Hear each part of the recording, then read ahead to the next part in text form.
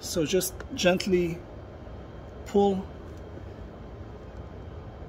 the hose out, and as you can see, there's some liquid in there that's dark in color. So it's got an end cap right here. Just use any pliers and squeeze down on it to release the pressure. Slide it up,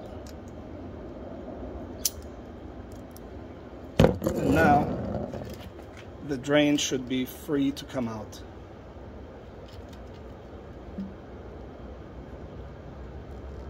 Make sure you put some rags all around the bike, because when you're going to pull this out, most likely things are going to come out. So I'm just going to use gravity to my advantage and hold it up. Hopefully not a lot is going to come out. There you go, it's coming out. Okay, it doesn't take too much effort to pull it out. Just squeeze it out gently. Right there. Okay, good, nothing came out. So we're going to do that, and there you go. See all that gunk that came out? Not much came out, but it's a good trial, because my 4,000 is coming up soon, and we're supposed to do this every 4,000 miles.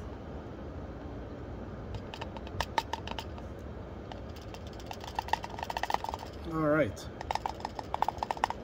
I'm just going to let it drain for a little bit and then replace the cap.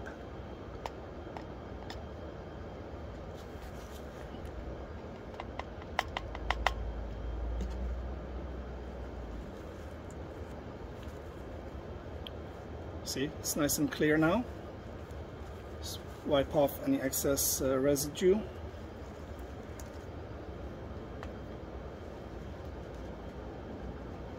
And let's put the cap back on.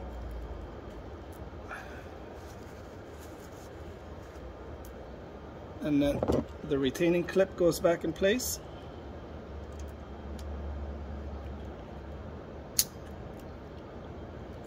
There we go.